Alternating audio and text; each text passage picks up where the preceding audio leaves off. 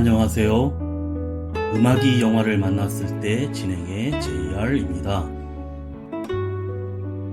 최근 코로나19가 재확산이 되면서 높아진 사회적 거리두기로 우리의 일상이 무너지고 답답한 하루하루를 보내고 있습니다. 그런데 이런 상황에서도 고통받는 사람들을 위해 기부에 나서는 연예인과 미담에 대한 기사를 접할 때마다 국민들이 보여주는 애국심과 단결력에 감동하게 됩니다. 한 80세 어르신이 지폐와 동전이 가득 담긴 비닐봉지를 사회복지관에 가져와 여러분 힘내시고 코로나19와의 싸움에서 이길 수 있다고 믿는다고 적은 편지와 함께 기부했다는 소식과 의료 봉사를 위해 거점병원으로 달려갔다는 500여 명의 의사회 회원들과 간호사들, 밤낮 없이 일하는 의료진들을 위해 시장은 닫혔지만 야시장 상인들이 준비한 점심 도시락의 훈훈한 소식에 공감하고 응원하는 수많은 댓글이 달렸습니다. 과거 1900년대의 한국은 일본의 강요에 의해 큰 빚을 지자 남자들은 금연을 하고 여자들은 비녀와 가락지를 기부하는 국채 보상운동 등이 있었고 90년 후 1997년 한국은 IMF에 약 580억 달러라는 거대 자금을 지원받고 빠른 시일 내에 갚기 위해 시민들이 금 모으기 운동을 시작했는데 빈부와 나이에 상관없이 사람들은 줄지어 보석과 금 등 값진 물건들을 내어놓아 한국인들의 국민성을 전 세계에 보여주기도 했습니다. 우린 반드시 코로나와의 전쟁에서 승리할 수 있다고 믿고 있습니다. 정부가 앞서 총력을 다하고 있지만 이 싸움에서 승리를 가져올 가장 중요한 열쇠는 바로 우리 국민들의 변함없는 배려심과 애국심, 그리고 단결력이기 때문입니다.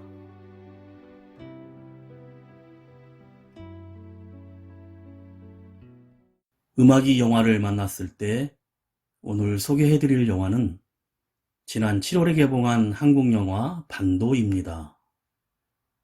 4년 전 나라 전체를 휩쓸어버린 전대미문의 좀비 바이러스의 재난에서 가까스로 부산행을 타고 탈출했던 정석은 바깥 세상으로부터 철저히 고립된 반도에 다시 들어가야 하는 피할 수 없는 제한을 받습니다.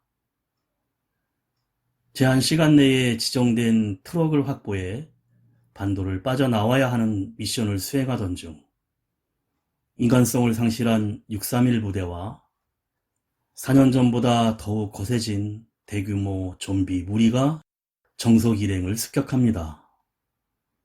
절체절명의 순간 폐허가 된 땅에서 살아남은 민정가족의 도움으로 위기를 가까스로 모면하고 이들과 함께 반도를 탈출할 수 있는 마지막 기회를 잡습니다. 되돌아온 자, 살아남은 자, 그리고 미쳐버린 자, 이들과 필사의 사투가 시작됩니다. 먼저 이 영화에 나왔던 OST로 좀비들에게 소리로 유인하기에 틀어주었던 트로트 가요로 가수 강소리가 부릅니다. 사랑도둑.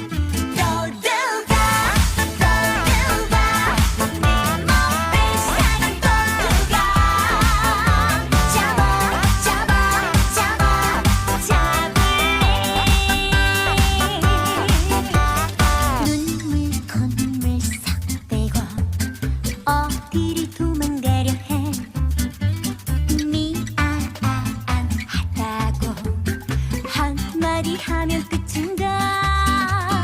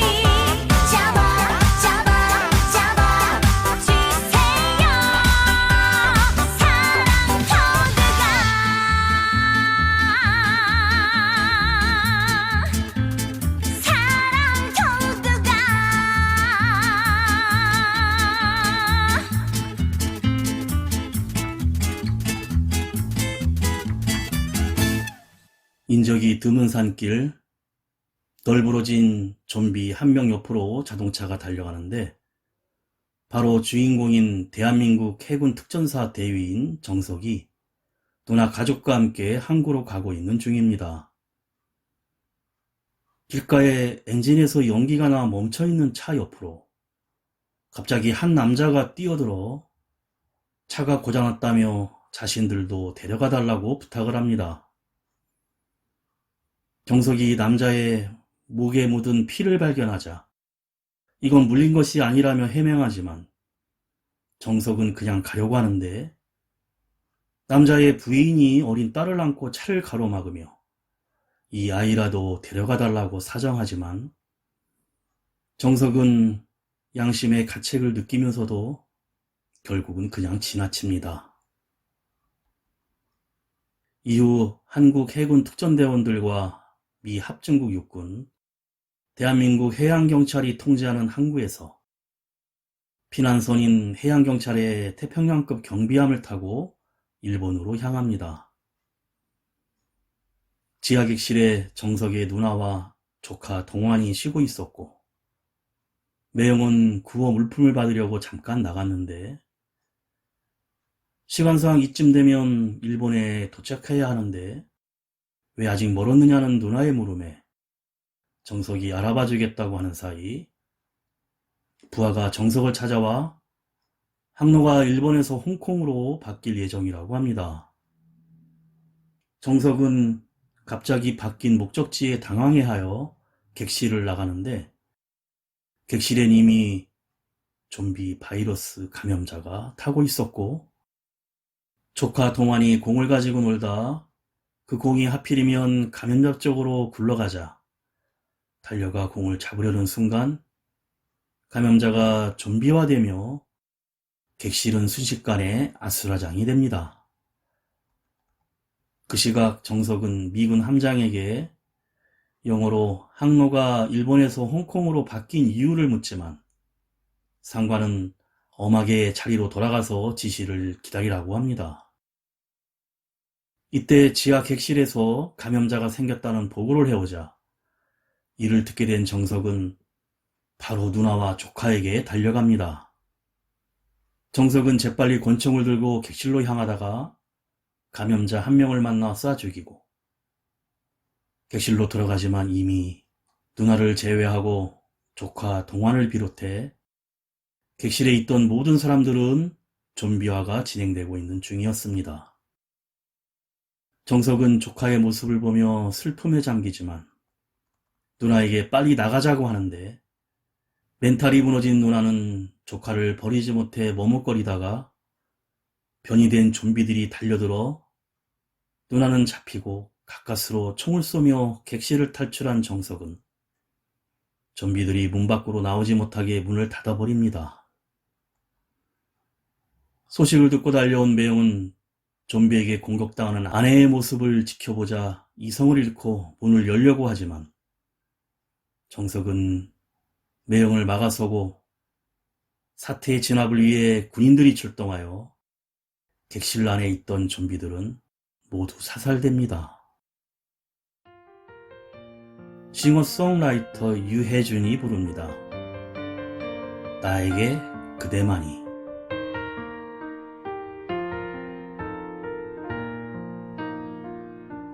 더 이상 나에게 다른 사랑은 없다는 걸 이제 나는 알아요. 나에게 사랑은 항상 하나뿐이었다고. 나의 사랑은 그대 단 한 사람. 나에겐 오직 한 사람, 세상 누구보다 내게 소중한 사람. 널 사랑해, 널 사랑해, 이 말 너에게만 하고 싶어. 네가 없이 난 살 수 없어서 사랑 하나로만 살아가는 나에게 내 마지막 그날까지 사랑으로 남아주길 바래. 그대만이.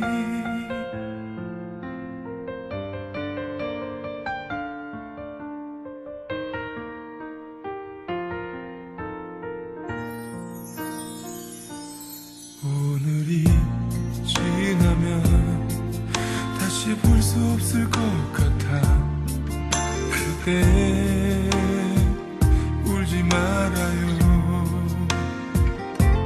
시간이 지나서 우리 하나 되는 그날에 나와 함께한 그 대단한 사랑, 나에겐 오직 한 사람, 세상 누구보다 내게 소중한 사람, 널 사랑해, 널 사랑해, 이 말 너에게만 하고 싶어. 네가 없이 난 살 수 없어서 사랑 하나로만 살아가는 나에게 내 마지막 그날까지 사랑으로 남아주길 바래. 그대만이.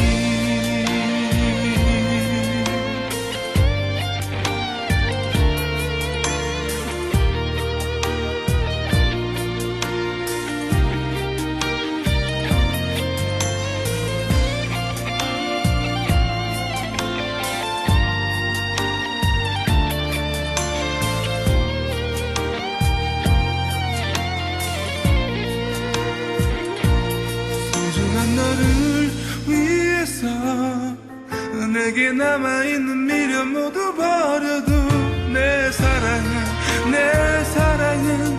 아직 너 하나만 원하는데, 영원히 너를 지켜준다는 약속 하나로만 살아가는 나에게 내 사랑은 단 한 사람, 다시 태어나도 그대만을 사랑할게.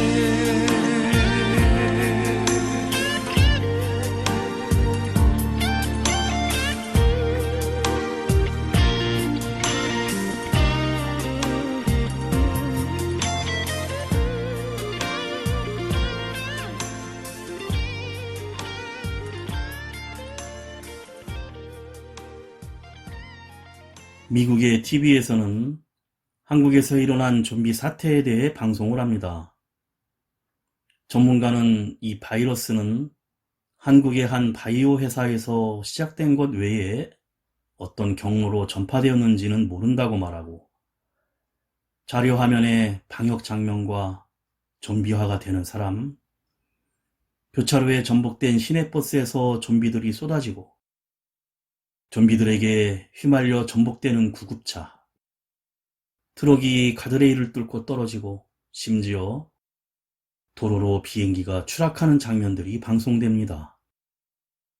또한 인터넷 정보를 믿고 안전지대로 알려진 부산으로 대피도 했지만, 결국에 한국 정부는 사태 발생 하루 만에 붕괴했다는 내용과, 거기에 북한은 휴전선을 좀비 방어선으로 잘 틀어막아 한반도에서 유일하게 안전한 장소라고 합니다. 그리고 홍콩으로 가던 탈출선에서 좀비가 발생해 한국의 주변국들이 해역을 통제하고 난민을 받지 않기로 했고, 일본 정부가 한국발 피난민을 받아들이지 않아 홍콩으로 행선지를 바꾼 것이라는 사실이 밝혀집니다.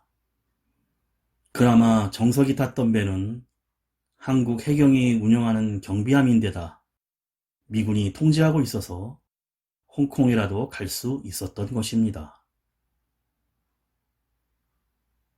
4년이 흐른 후 홍콩의 빈민가에 홍콩 범죄 조직 삼합회의 일원들이 정석의 판잣집으로 찾아옵니다. 정석은 군인인 직업도 잃었고 좀비의 나라 사람이라는 차별 때문에 빈곤하게 살고 있었는데, 삼합회 한 명이 집으로 돌아가 접시와 물이 놓여있는 탁자를 치우고 정석을 깨우자, 정석은 본능적인 싸움 기술로 부하들을 단번에 때려눕히고, 행동대장이 서툰 언어로 싸우러 온 것이 아니라 삼합회 회장이 찾는다며 정석을 데리고 갑니다.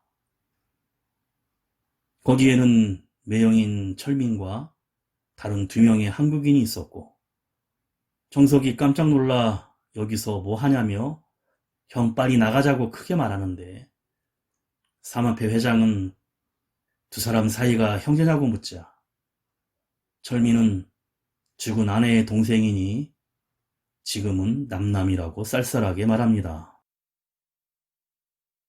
삼합회 회장은 비꼬는 투로 반도에는 좀비들에게 필요 없는 귀중품과 돈이 가득한데 몰래 반도로 넘어갔다가 돌아와서 팔자를 고친 사람들이 많다고 하자 눈치 빠른 정석은 웃음을 터뜨리며 주변국들이 반도 해역을 지나는 배와 비행기 모두를 통제하고 있는데 어떻게 들어갔다 나올 거냐고 묻자 회장은 이미 구워 삶았다며 괜찮다고 합니다. 그러면서 이미 먼저 반도로 들어가서 2천만 달러가 실려있는 트럭을 가져오던 사람들이 서울 오목교에서 연락이 끊겼다며 반도로 들어가서 오목교 근방을 수색해 트럭을 찾아와주면 절반인 1,000만 달러를 4명에게 수고비로 주겠다고 제안합니다. 그 정석은 술집에서 철민과 술을 마시면서 자기는 못하겠다고 하자 철민은 그냥 조용히 들어가서 트럭만 가져오면 된다며 과거에 사로잡혀 있지 말라고 합니다. 그런데 뒤에서 술을 먹던 홍콩인들이 둘을 보고 반도의 좀비 나라 사람들이라면서 음식점에 이런 인간들이 들어와도 되냐며 시비를 거는데 철민과 정석은 이미 차별적인 말을 많이 들어왔었는지 담담해합니다. 주방장이 네모난 칼을 고깃덩이에 꽂으며 돈은 안 받을 테니 나가라고 하자 정석은 주방장에게 돈을 내고 자기 앞에 놓인 술잔을 마시곤 잔을 세게 내려쳐 깨버리고 나가자 음식점 내에 있던 홍콩인들은 상대를 잘못 건드린 듯이 얼어붙어 조용합니다. 가수 도원경이 부릅니다. 다시 사랑한다면. 그대와 나의 사랑은 너무나 강렬하고 뇌절했으며 그리고 위험했다. 그것은 마치 서로에게 다가설수록 상처를 입히는 선인장과도 같은. 다시 태어난다면 다시 사랑한다면 그때는 우리 이러지 말아요. 조금 덜 만나고 조금 덜 기대하며 많은 약속 안기로 해요. 다시 이별이 와도 서로 큰 아픔 없이 돌아설 수 있을 만큼 버려도 되는 가벼운 추억만 서로의 가슴에 만들기로 해요. 이젠 알아요. 너무 깊은 사랑에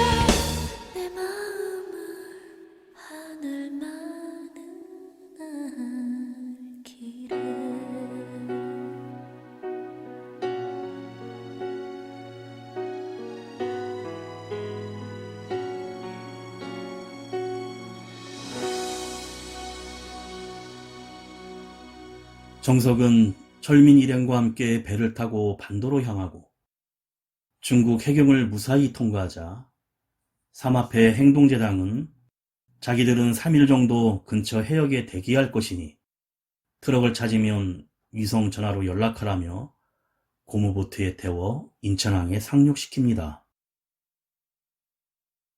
일행 중 정비공 남자가 주변을 둘러보다 열쇠가 꽂힌 차를 찾아내고 배터리를 충전해 차를 타고 이동하게 됩니다. 이전에 택시 운전사였다는 아주머니가 주변을 둘러보고 많이 변했다며 폐허가 된 시내를 가던 중 일행은 목표물과 비슷한 트럭을 발견하는데 정석이 혼자 가보겠다며 접근하지만 번호가 다른 트럭이었고 이상한 소리를 들은 정석은 옆에 있던 육교에 총을 들이대며 열화상 조준경으로 육교 안을 살펴봅니다. 그 육교 유리창 안에는 좀비들이 가득 차 있었고 달빛이 비춰지자 좀비들의 무시무시한 모습들이 보이며 오싹합니다.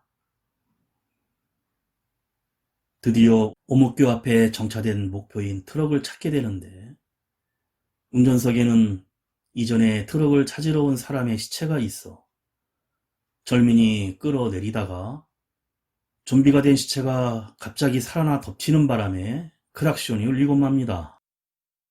그런데 이 모습을 누군가가 지켜보고 있습니다. 소리에 민감한 좀비들은 이 클락션 소리에 반응해 떼로 몰려오는데 가까스로 트럭에 시동을 걸고 출발을 하고 누군가 갑자기 조명탄을 여러 발 쏘아 올립니다. 조명탄을 보고 몰려든 좀비들을 피하다 사고가 나 정석은 앞유리로 튕겨나가고 아주머니는 사고로 그 자리에서 숨집니다.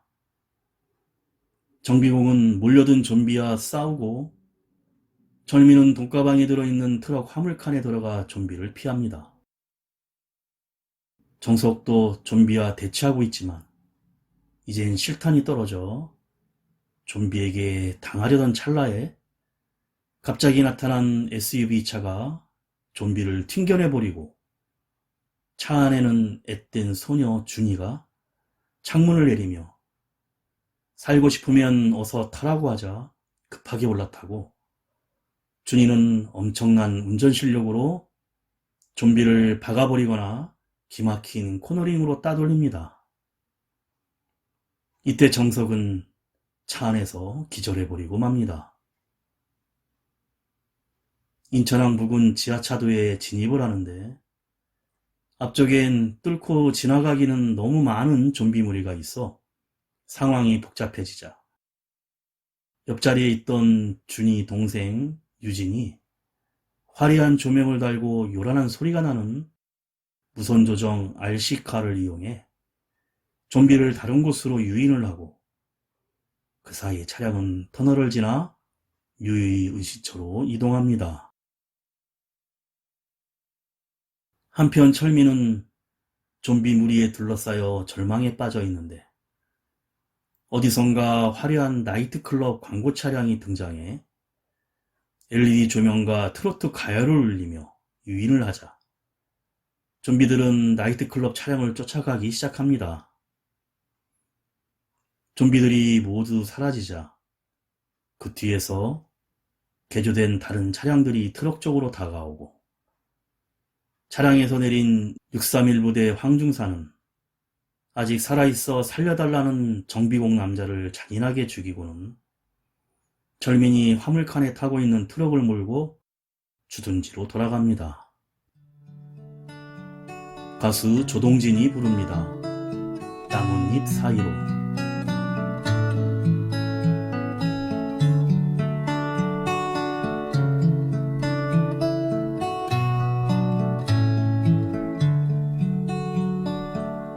나뭇잎 사이로 바람 가로등 그 불빛 아래로 너의 야윈 얼굴 지붕들 사이로 적다란 하늘 그 하늘 아래로 사람들 몰켜 여름은 벌써 가버렸나 거리엔 어느새 서늘한 바람 계절은 이렇게 쉽게 오가는데 우린 또 얼마나 어렵게 사랑해야 하는지 나뭇잎 사이로 여린 별 하나 그 별빛 아래로 너의 작은 꿈이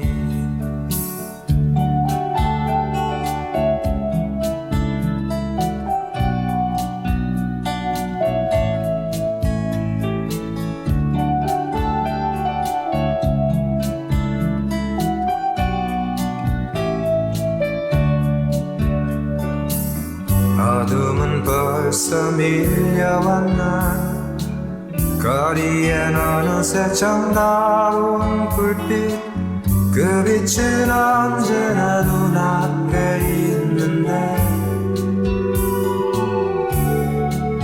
우린 또 얼마나 먼 길을 돌아가야 하는지 나뭇잎 사이로 바람 가로등 그 불빛 아래로 너의 야윈 얼굴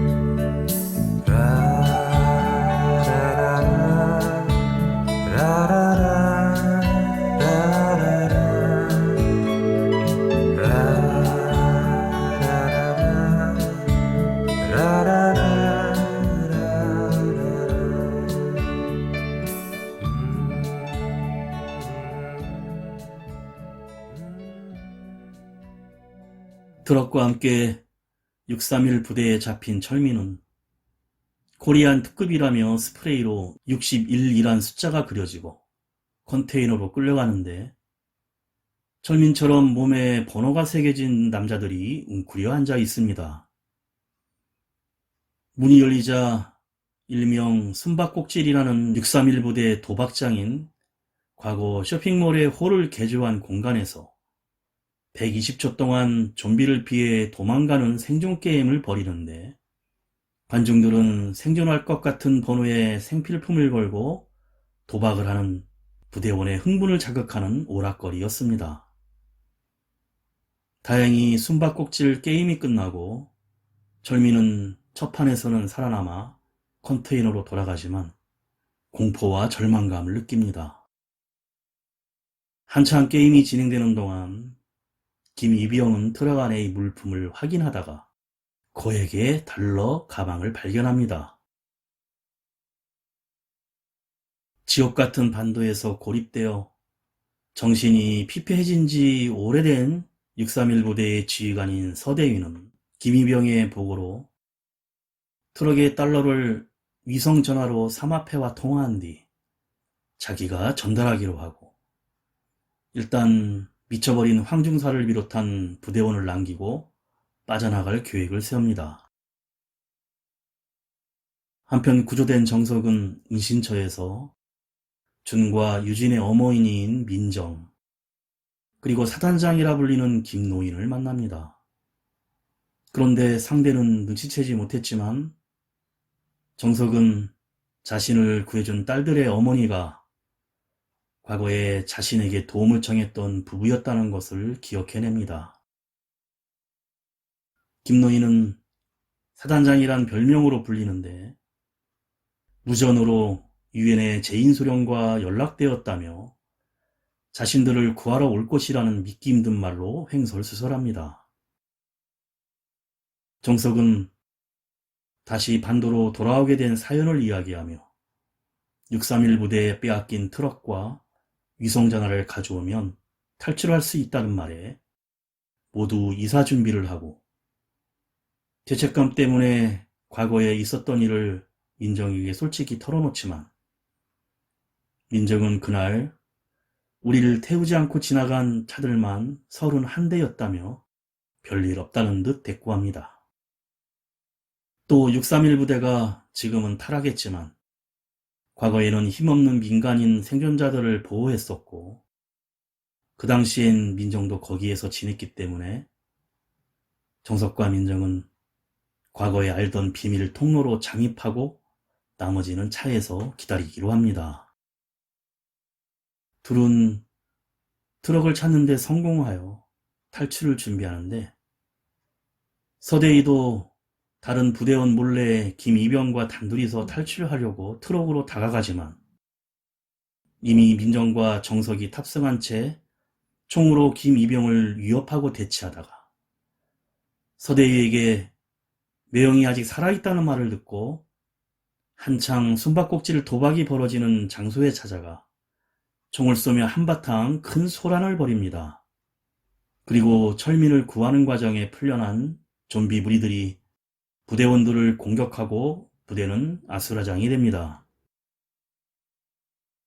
그런데 철민은 정식이 탈출 중 위기를 맞자 구하려다 황중사에게 총을 맞고 사망하고 정석은 트럭을 몰고 들이닥친 민정과 함께 탈출합니다. 기회를 놓쳐 화가 난 서대인은 자신에게 충성하던 김이병을 아무렇지도 않게 홧김에 쏘아 죽이고 차를 몰고 혼자서 떠나갑니다. 정석과 민정은 입구에서 수많은 좀비 무리가 부대를 향해 몰려들자 이를 뚫지 못하고 막혀서 위기에 빠지는데 기다리던 준이가 차를 몰고 나타나 폭죽을 터뜨려 구해주고 일행은 인천항을 향해 떠납니다. 가수 박인희의 노래입니다. 끝이 없는 길.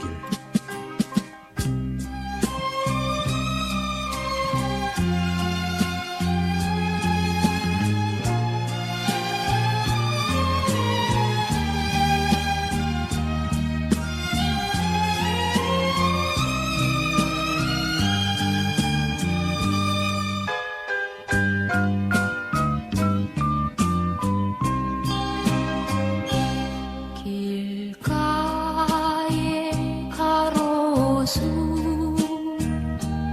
옷을 벗으며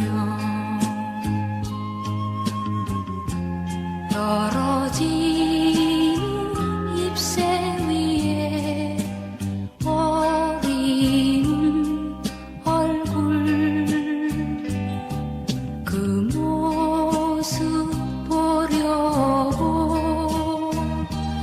가까이 가면 나를 두고 저만큼 또 멀어지네.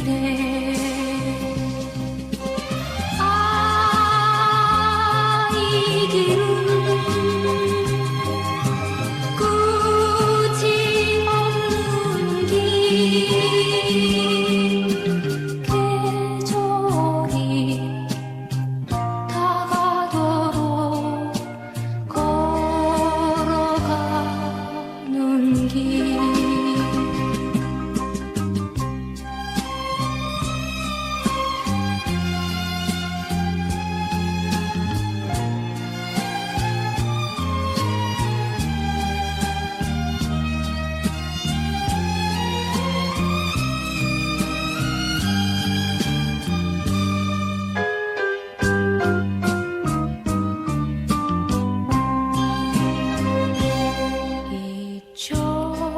펴진 얼굴이 되살아 나는 저만큼의 거리는 얼마쯤일까.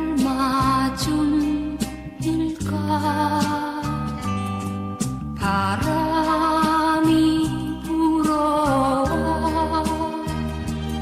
모래 스치며 다시 한번 그 시절로 가고 싶어라. 아, 이 길은 끝이 없는 길. 계절이 다가도록 걸어가는 길.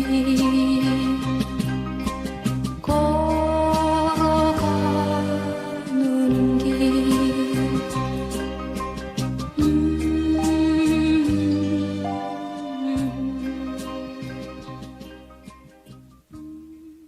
하지만 황중사와 631 부대원들은 정석 일행을 무섭게 추격하며 차량 추격전이 벌어집니다.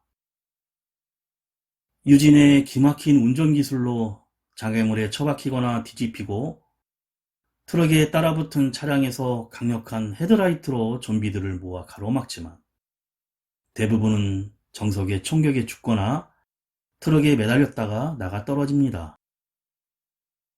그런데 황중사의 SUV는 끝끝내 정석 일행을 따라잡고 쫓아오자 정석이 처음 도착했을 때 봤었던 육교 계단 통유리창에 갇혀있던 좀비들을 기억해내고 그 앞을 지나면서 유리창을 총으로 쏘아 깨트려 따라오던 황중사의 차량을 덮치게 만들어 결국 황중사는 좀비들에게 포위된 채 권총으로 무모한 저항만 하다가 끝내 잡혀먹히고 맙니다.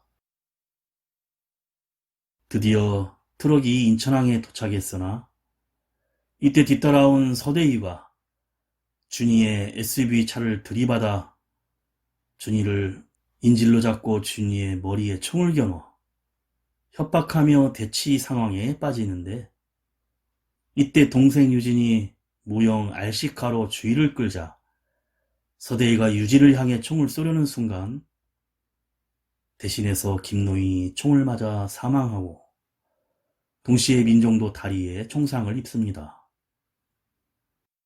서대희도 총격을 당했지만 결국 트럭을 차지하고 혼자서 탈출하려는 희망에 차를 몰고 홍콩행 배에 오르는데 처음부터 돈을 나눠줄 생각이 없던 삼합회는 서대희에게 총을 쏴버립니다.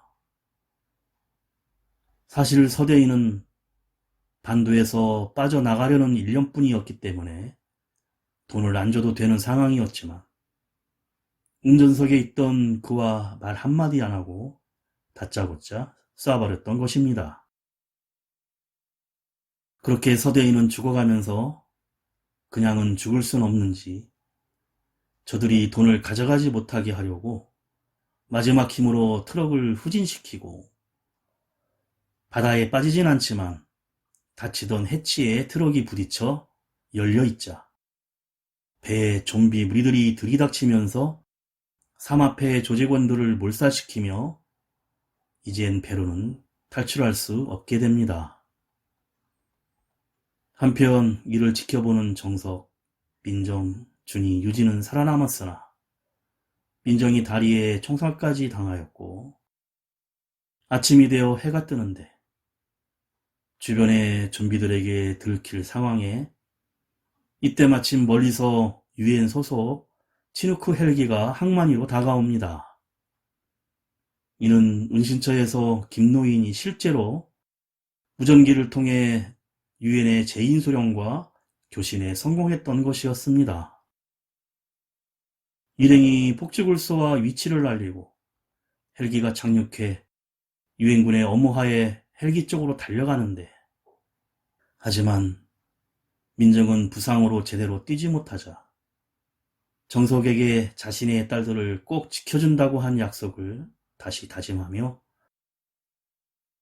후위에 남아 좀비를 맞고 엄호합니다.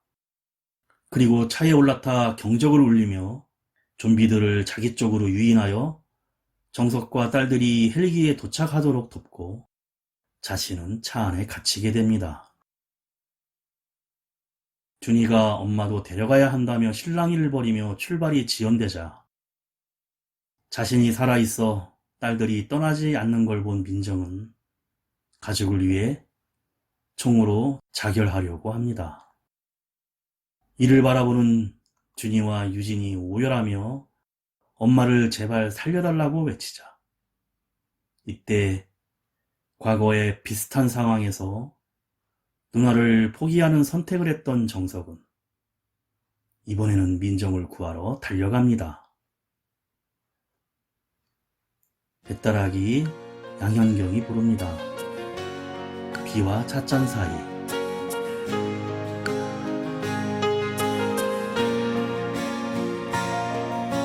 지금 창밖엔 비가 내리죠. 그대와 난 또 이렇게 둘이고요. 비와 찻잔을 사이에 두고 한 말을 잃어 묵묵히 앉았네요. 지금 창밖엔 낙엽이 져요. 그대의 모습은 낙엽 속에 잠들고 비와 찻잔을 사이에 두고 한 말을 잃어 묵묵히 앉았네요. 그대 모습 낙엽 속에 있고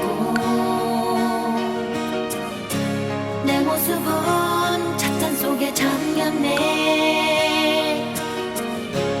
그대 모습 낙엽 속에 낙엽 속에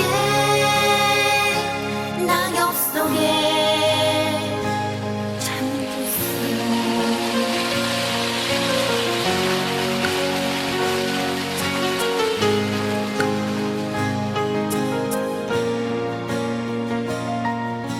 지금 창밖엔 비가 내리죠. 그대와 난 또 이렇게 둘이고요. 비와 찻잔을 사이에 두고 한 말을 잃어 묵묵히 앉았네요. 지금 창밖엔 낙엽이 져요. 그대의 모습은 낙엽 속에 잠들고 비와 찻잔을 사이에 두고 한 말을 잃어 묵묵히 앉았네요. 그대 모습 낙엽 속에 있고 내 모습은 찻잔 속에 잠겼네. 그대 모습 낙엽 속에 낙엽 속에 낙엽 속에 잠겼어요. 그대 모습 낙엽 속에 있고 내 모습은 찻잔 속에 잠겼네. 그대 모습 낙엽 속에 낙엽 속에 낙엽 속에 잠겼어요.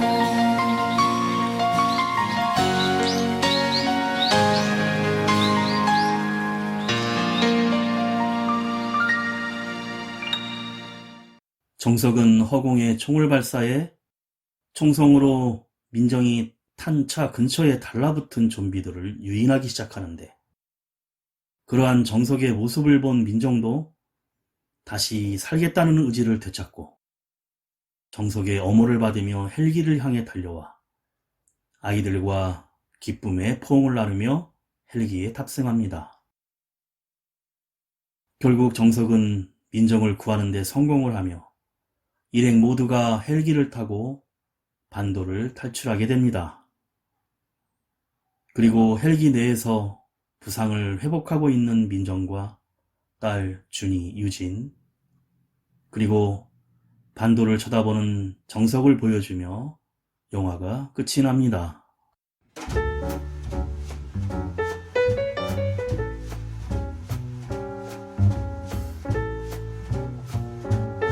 영화 반도는 시작부터 부산행 4년 후의 세계관을 간략하게 설명하지만 도무지 이해할 수 없는 전개를 그리고 있습니다.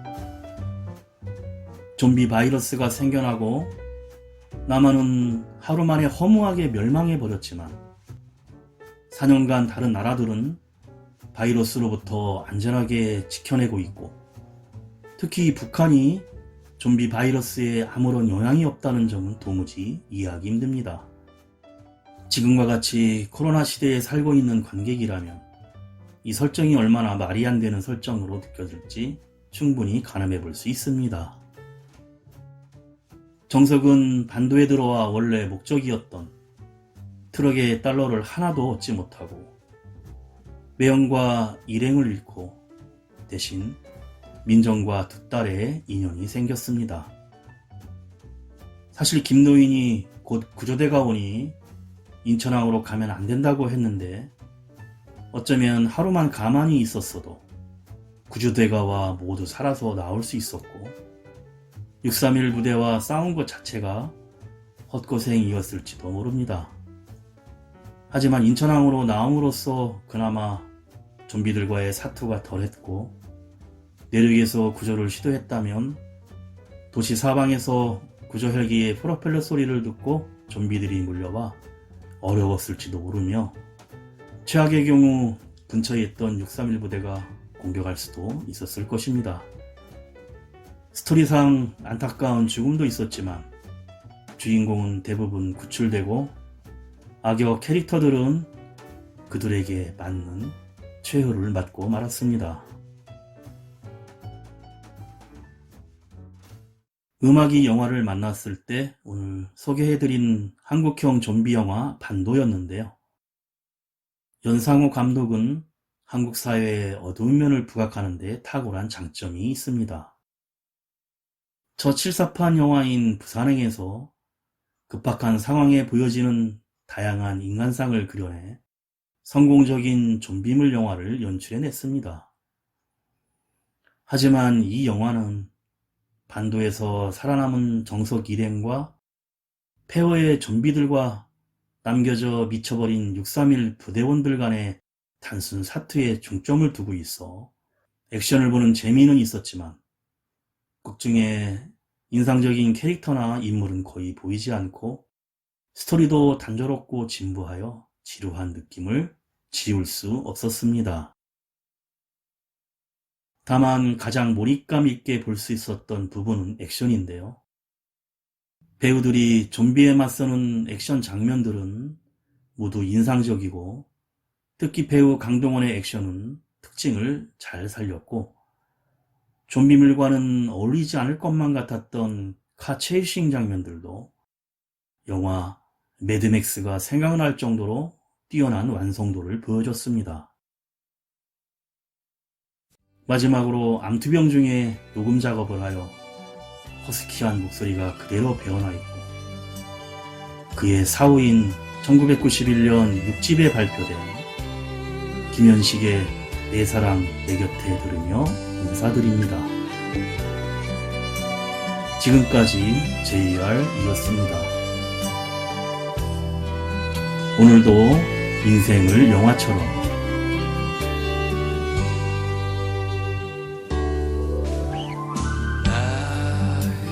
사랑이 떠나가는 날이 당신하고 웃음 뒤에서 함께 하는데